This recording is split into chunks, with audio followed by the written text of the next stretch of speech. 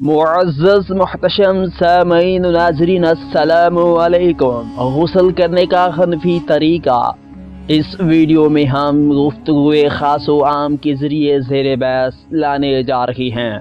मुअज़्ज़ज़ मुहतशम उम्मत मुसलमा की कसरत तादाद तरीक़े गुस्ल से नावाकिफ़ है, चाहे वो मर्द हो या औरत। अगर किसी को मालूम भी है तो वो सुन्नत के मुताबिक और हनफी तरीका नहीं जानते।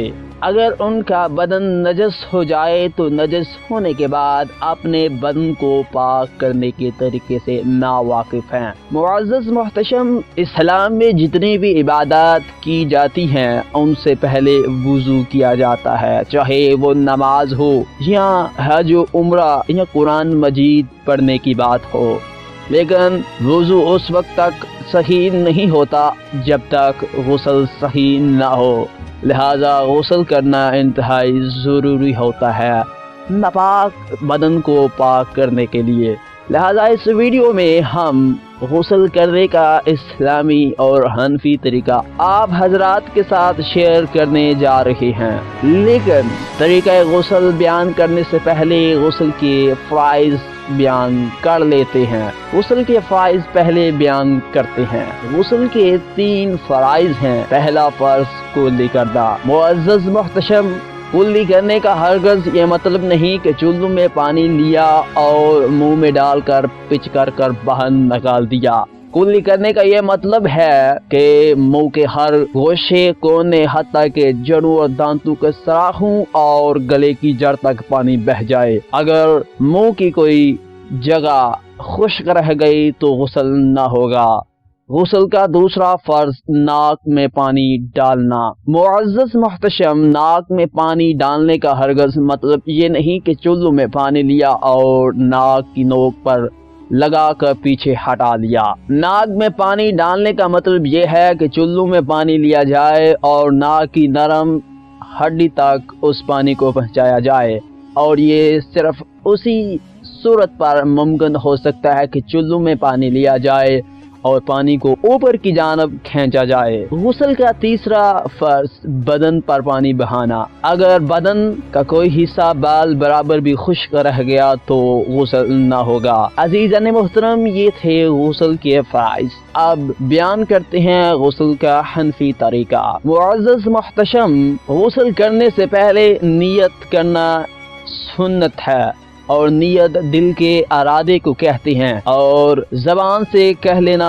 अफजल होता है। लेकिन गुस्ल में सिर्फ दिल में नियत करना ज़रूरी है, ना होंठ हिलने चाहिए और ना ज़बान से आवाज़ निकले। नियत करने के बाद दोनों हाथों को 3 बार घुटनों तक धोएं और हाथों को धोने के बाद इस्तिंजे की जगह धोई जाए, जिस तरह इस्तिंजे की जगह पखाना या पेशाब करने के बाद धोई जाती हो, चाहे पेशाब या पखाना किया हो या ना किया हो। और इस्तिंजा करने के बाद जहां निजात लगी हो, यानी मनी, हैज़ो निफास का खून वगैरह जहां लगा हो, उसे धो लें।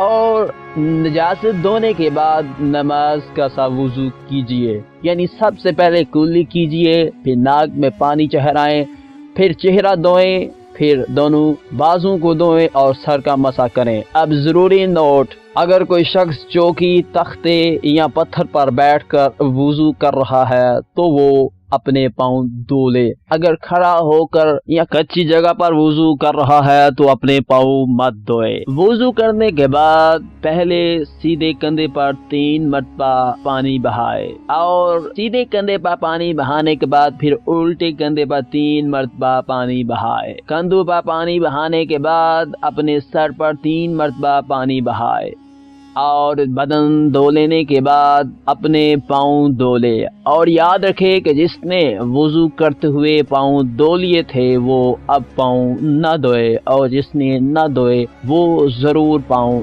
धोए। अज़ीज़ान मोहतरम, ये था हनफी तरीका गुस्ल करने का। اور غسل کرنے کے بعد آپ کسی رومال یا تولیہ وغیرہ سے اپنے جسم کو خشک کر سکتے ہیں، اس میں کوئی حرج نہیں۔ امید کرتا ہوں آپ کو یہ ویڈیو پسند آئی ہوگی۔ اگر آپ کو یہ ویڈیو پسند آئی ہو تو اس ویڈیو کو لائک کیجئے اور زیادہ سے زیادہ اپنے رشتہ داروں اور دوست احباب سے ضرور شیئر کیجئے، اور ہمارے مدینہ 360 یوٹیوب چینل کو ضرور سبسکرائب کیجئے۔ See you in the next video. اللہ حافظ۔